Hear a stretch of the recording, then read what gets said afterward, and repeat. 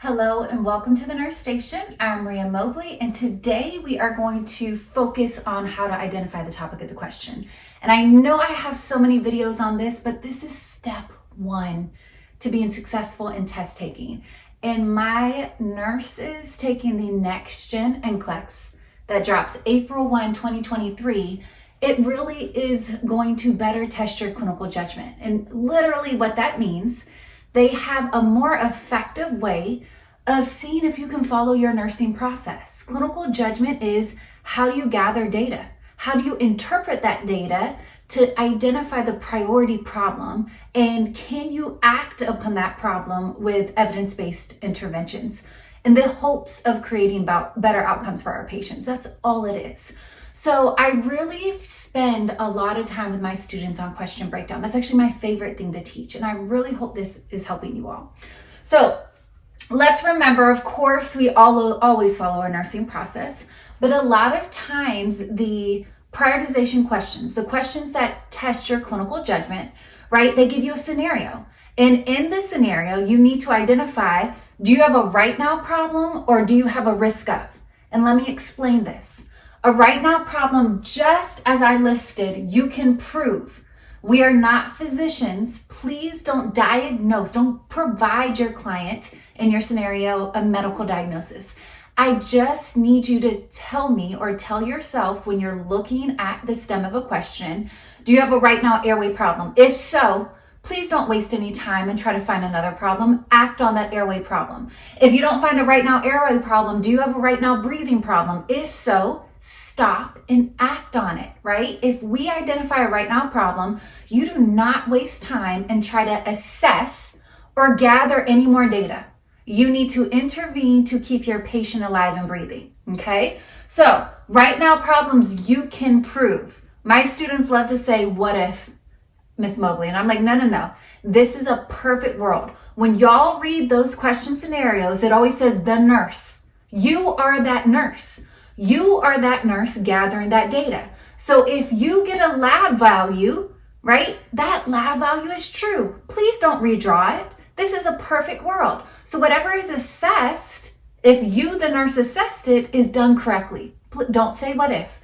If it's showing you a right now problem, you need to pick an intervention as your answer. You need to pick an action that will help your patient's outcome, okay?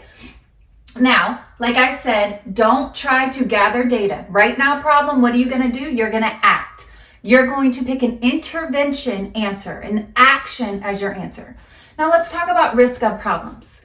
We absolutely could be given a lot of data in our scenario, but it might not absolutely prove a problem. It's trying to show you something, right? So if it's giving you cool, clammy skin, diaphoresis, a weak pedal pulse, whatever it might be, that's trying to show you circulation, right? But you might not be able to prove exactly what it is. I want you to focus in on it and try to gather more data based upon your topic. If it's a risk of circulation, if you think there's something going on with circulation, you can't quite prove it yet, don't go and assess their airway. Find an assessment answer choice that tries to prove your circulatory problem that the scenario is already trying to show you, okay? Always remember, subjective data. If it doesn't say the nurse, remember you're the nurse in the question. If you didn't gather the data, you always have to start with step one of your nursing process, which is assessment. You have to gather that data. So big red flags that you need to pick an assessment answer choice. And remember, assessment is gathering more data. Is the wife states, the UAP, so the unlicensed assistive professional, right? The nurse aide, the husband, the reporting nurse.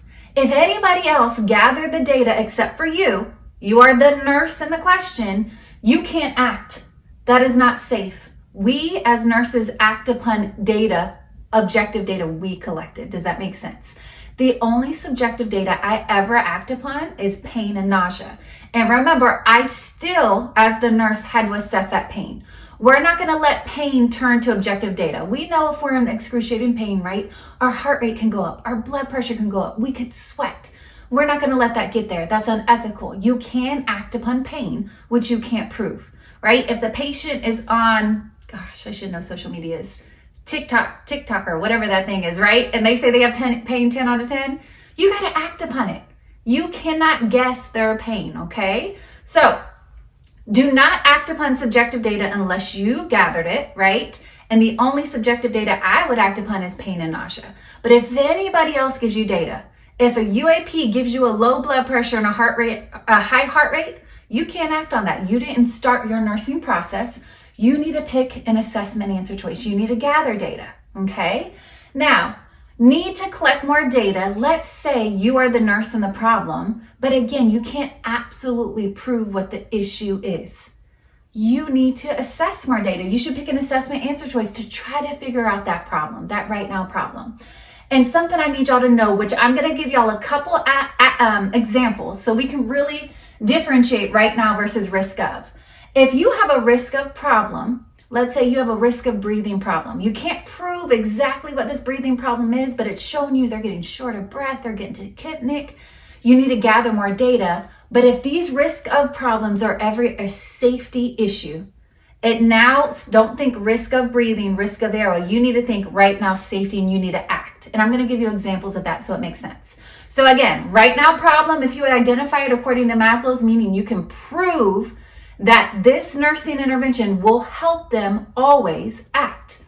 But if you have assessment data in the stem of your question and you can't absolutely prove if it's absolutely airway or absolutely breathing or absolutely circulation, you think it's trying to show you a circulatory problem, assess, gather more information, gather more data. And remember, assessment is only collecting data.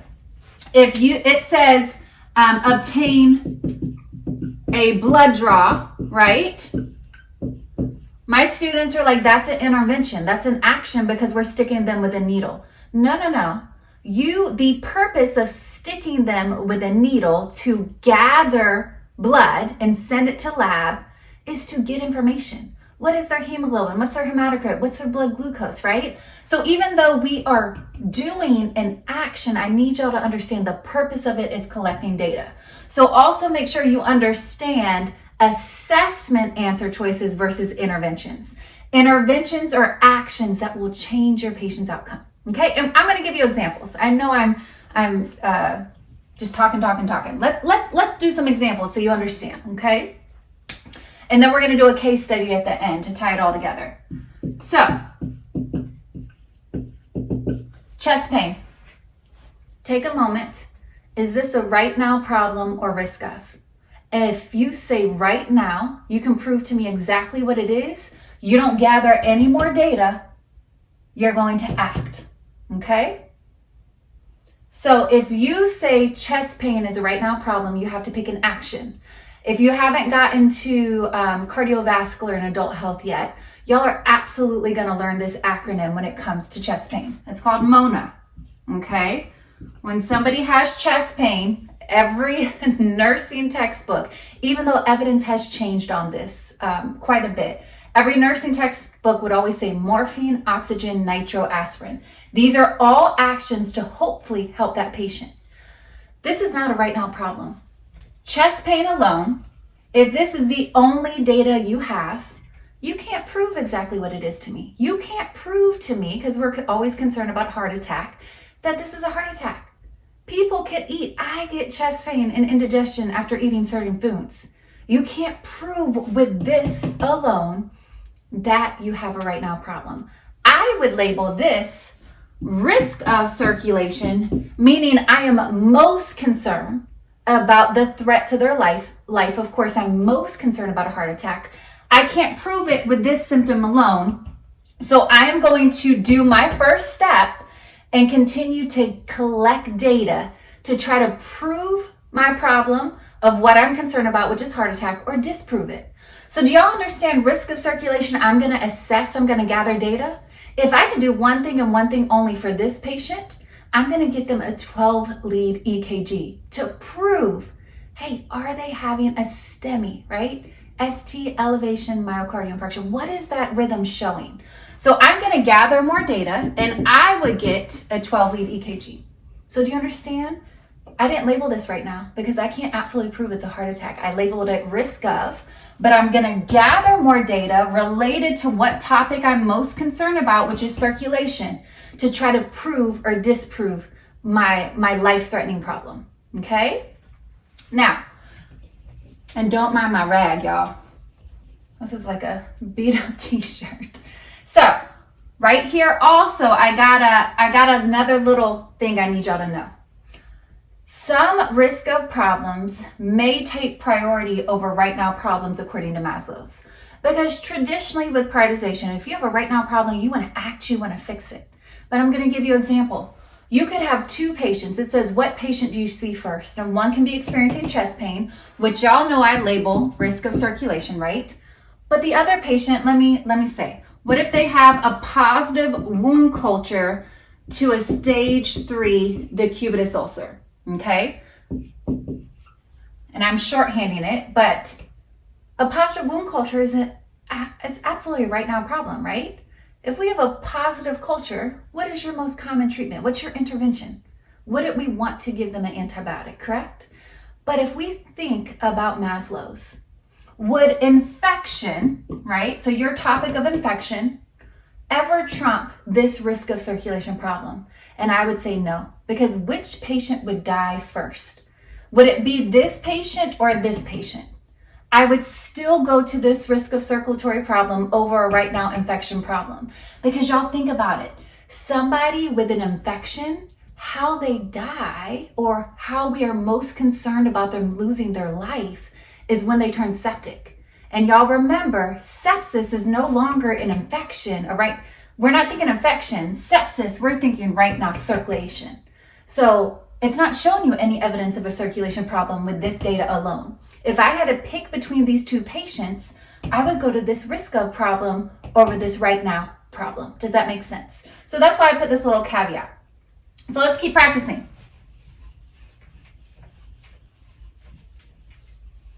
What about feeding a client diagnosed with dysphagia? And if you're in fundamentals, this is very important to safety. I just did a video on this. If you don't know how to safely feed a client with dysphagia, please watch that. So feeding a client diagnosed with dysphagia, what is your right now problem, or what is your risk of problem? Take a moment to think about that. So my students, they would say, Miss Mobley, this is an airway problem. I'd be like, all right, let's think about that more. You're feeding a client with dysphagia. This is the only information you have. Can you prove to me they're choking? Because if you're saying this is a right now airway problem, you have to pick actions that match airway. Feeding a client with dysphagia, you're not just going to Heimlich them. You're not just going to suction them if you have no evidence of choking, right? So this is not a right now airway problem. This is a risk of airway problem, all right? So if you focus on this topic, you got to gather more data, right? You need to do more assessment to prove if it turns into an airway problem. Does that make sense? But I need you to always remember this. If your risk of problem has any implications related to your safety of your client, forget the risk of problem. That is not my priority. I'm not going to try to gather more data and wait for them to get an airway problem. I am going to act and keep them safe while eating. So instead of this being a risk of airway problem, I label it a right now safety problem, because I'm not going to wait for them to start choking. That's not being a safe nurse. I am going to act and do safety interventions that would keep my patient safe. So if I'm feeding a client diagnosed with dysphagia, of course I'm going to have suction set up at the bedside. Of course I'm going, if they have an affected side, I'm going to introduce food and fluids on the unaffected side. Of course I'm not going to use straws because it's harder to control when fluid comes so fast into their mouth, right? I'm going to do all those safety implications to keep them safe while eating. So I'm not going to focus. I wouldn't pick my priority problem as risk of airway. I would pick it as right now safety and act and keep them safe, because I don't want it to turn into a potential airway problem, if that makes sense. Okay, so is this helping? I hope it's helping. Let me think of one more. Okay, let's do one more. One more. And then we'll get to that case study I have. So let's say you're a patient. They are diagnosed with a DVT. They are on warfarin therapy, okay? And your lab draws just indicate an INR level of 3.3, okay? And just as a reminder, let me just remind you a little history. Maybe you haven't gotten a farm yet, or maybe you forgot your therapeutic levels. Remember, when somebody's on warfarin therapy, the therapeutic range you want them in is 2 to 3. Warfarin is an anticoagulant. This patient has a blood clot, so we want to have the patient coagulate less effectively, meaning we don't want the blood to clot together as it normally would because they already have a problem with clotting, okay? So we want their INR level, this is the therapeutic range, 2 to 3, all right? Also, let me explain. This is only normal if a patient is on warfarin therapy. My students get so confused. If I am your patient with no history of a DVT and I am not on warfarin therapy and I have an INR level of 2.2, y'all, that's really high. Normal INR levels for healthy adult patients, I can't remember the exact range, but I'm pretty sure it's like 0.8 to 1.2. So I need y'all to understand this range is only therapeutic and only normal if they are on warfarin therapy, if they are on medications to help with blood coagulation disorders, okay? So remember, this range is never normal for somebody who is not on this type of therapy. This level, 2.2, would be extremely high, okay? So just keep that as a critical thinking note. Also remember, patients with mechanical heart valves, their therapeutic range may be higher than this, okay? I'm going on to a tangent. I'm sorry. Y'all know me. Okay, let's stick with what I was talking about. So this is your information. With an INR level of 3.3, do you have a right now problem or risk of? And if you say right now, you can prove to me exactly what's going to happen. So take a moment. Think about what you think it is.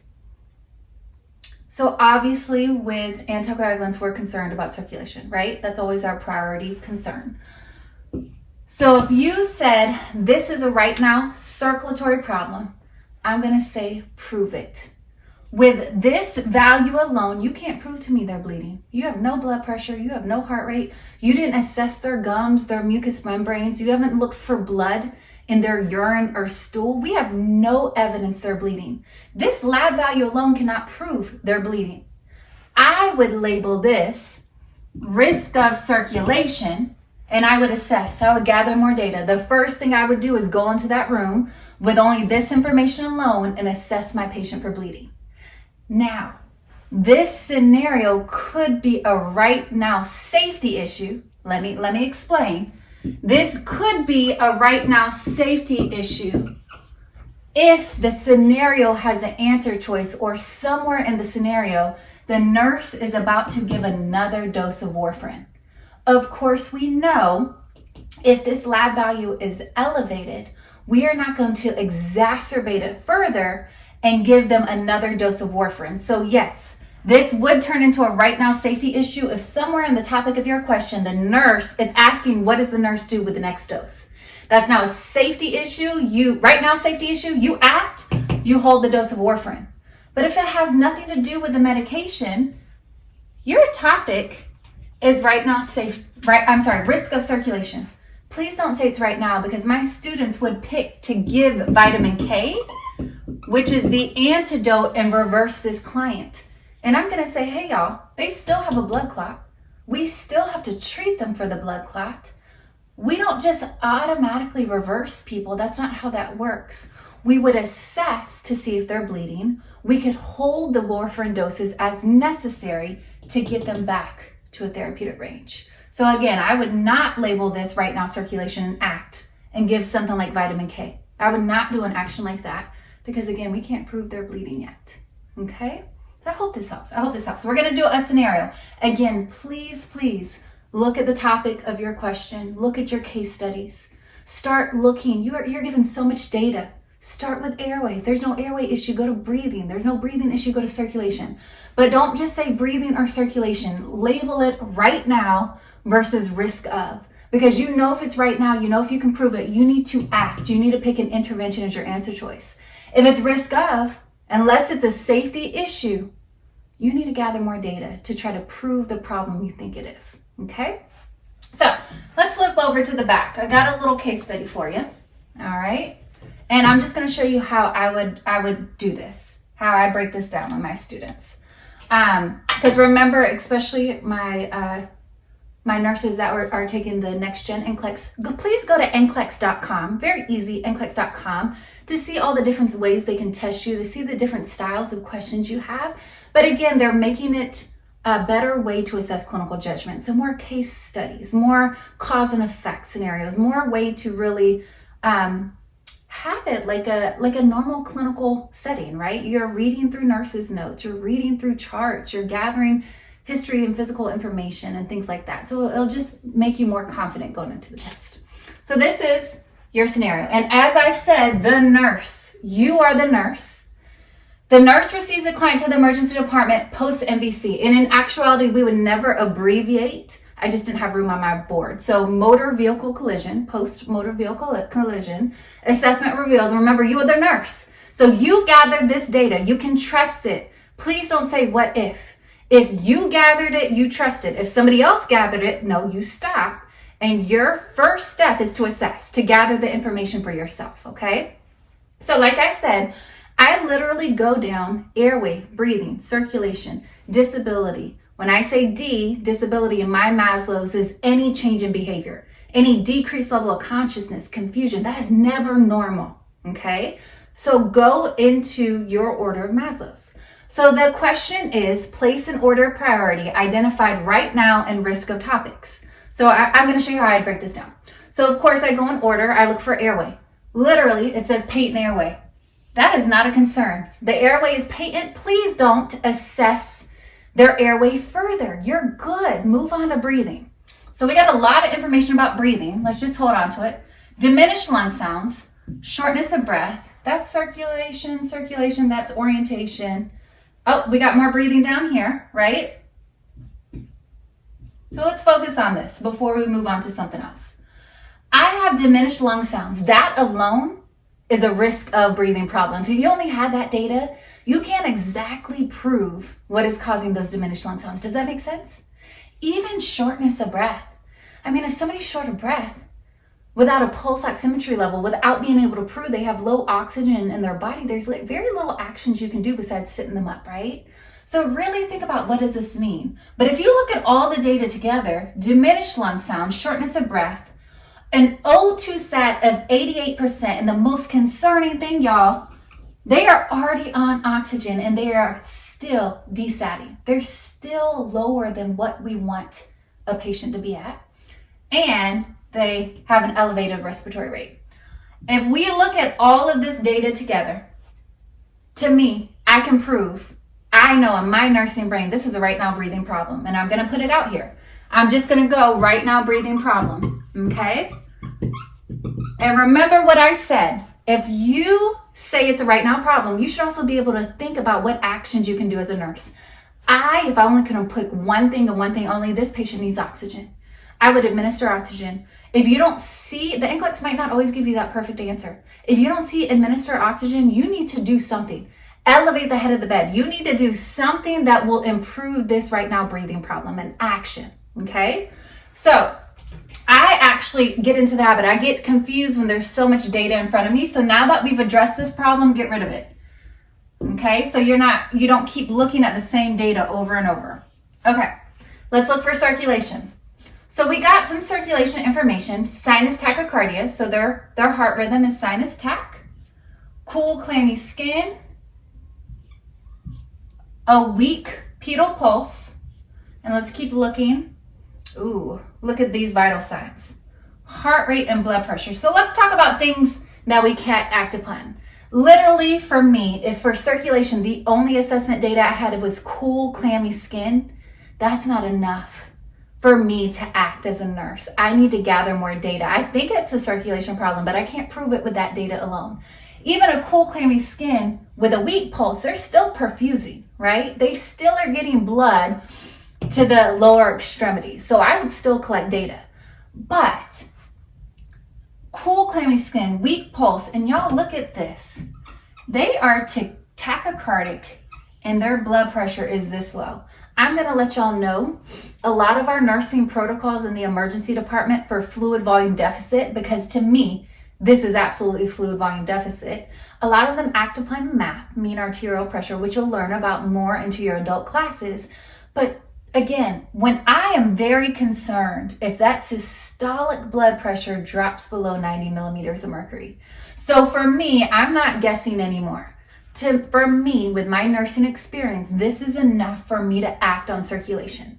So I have a right now circulation problem, especially with this blood pressure, this heart rate. Really, it's all tying together to show me fluid volume deficit, okay? Again, we don't like to diagnose, keep it basic, but also think about what can you do for this, okay? What can you do for this? I can give fluids. I can give vasopressors, which are medications that cause vasoconstriction, right? So if my blood pressure is really low and I constrict my vessels, my blood vessels, it's going to increase the pressure, right? So for circulation fluid volume deficit, we usually put them in the shot position. Y'all remember? Shot position.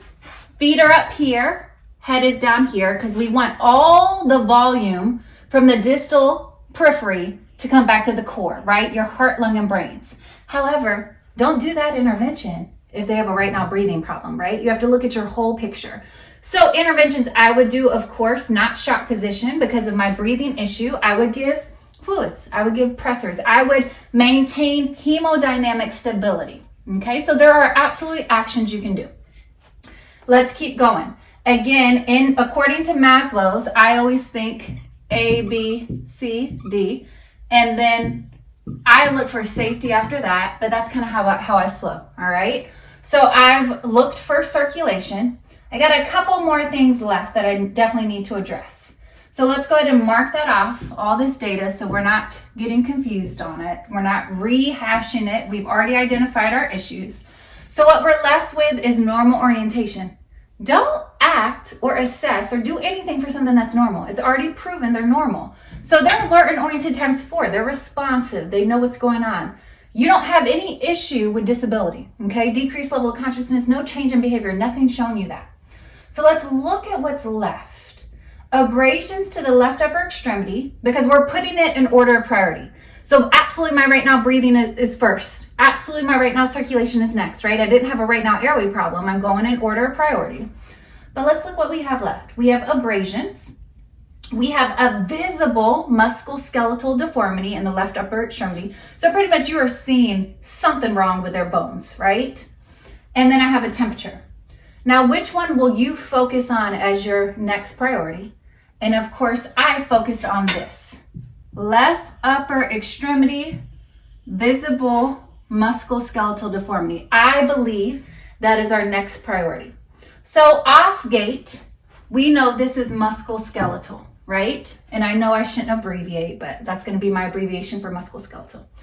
I'm going to ask you, is a right now musculoskeletal with this information your priority topic? Let's think about what we do for a fracture or a broken bone, right?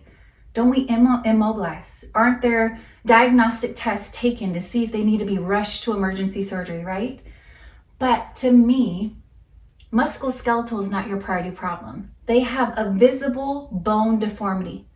I'm sorry, I'm not going to focus on the bones. What I am most concerned about as a nurse is the circulation to this extremity. Does that make sense? When we have broken bones, think about all the blood vessels in this arm that could have been affected. So if you labeled this a right now musculoskeletal problem as your priority topic, you had to act according to musculoskeletal. And think what we do. We would split, we would immobilize, right? Until they do enough diagnostic tests to figure out, do they need to go to emergency surgery to fix the bones, right? Or do they need to just wait, let inflammation subside and cast it a couple days later? That's your options, right? So A musculoskeletal intervention, that is not the priority topic to me. I would absolutely, if I could do one thing and one thing only for this topic, I would label it risk of circulation. And again, if I could do one thing and one thing only, I would be assessing the pulse in that extremity, because I am much more concerned that they have lost perfusion, which I can't prove yet. It's a risk of problem to this arm versus the need of immobilizing a bone. Does that make sense? So I would not label it risk right now musculoskeletal. To me, when I critically think, when I think if I could do one thing and one thing only for a left upper extremity deformity, I'm going to assess that pulse. I am going to verify if they have perfusion or not. Okay? That's the priority topic to me. So for me, the next topic is risk of circulation to address this issue. And again, if I could only do one thing, because these questions are trying to see what is the best action. And don't get stuck on that word action. That's just terminology. Action, intervention. It doesn't mean you act. You only act if the scenario is giving you enough data to do so. It's just a terminology word. So it's just trying to figure out what would be your best action. Do you need to gather more data? Do you need to intervene? What's your topic, right? So for this, I'm letting y'all know, again, I would label it risk of circulation, and that would be my next priority to address. I would assess the pulse in that extremity, right? I would perform a peripheral vascular assessment. I would do something to verify that that extremity has circulation. That is priority to me, okay? Now I'm gonna get rid of this since we addressed it. And what we're left with is abrasions and temperature. And they actually could go hand in hand, right? Abrasions and temp. What are we most concerned about? First off, y'all can't really act on that temperature, right? For an adult patient. I only teach y'all about adults. I don't know how many times I think I've told you I don't do peds, OB, or psych. It's not my gift. I've never worked in those specialties. But for an adult client, right? A temperature we can allow to go because we know in the end of the day, fever helps the body to a certain point. So usually we're intervening and giving acetaminophen, aka Tylenol, for temperatures greater than above 102 or 102.5. So might not be acting quite yet for this temperature. But when you think about these together, I would be concerned about risk of infection.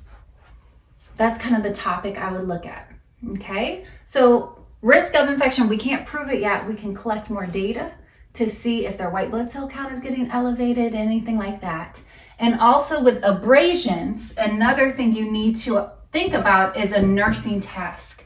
Anytime you have wound care, understand that's a nursing task. That is just making sure that you do what you have to do. A nursing task would never be priority, would never trump or be priority over a right now physical issue or safety issue, okay?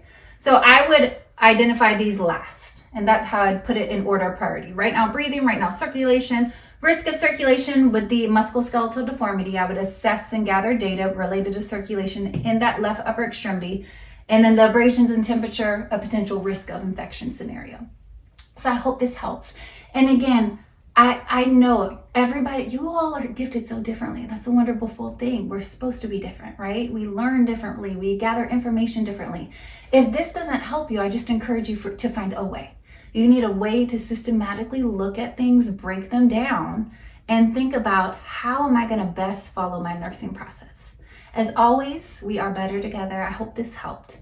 If it helped you, help somebody else. Take care.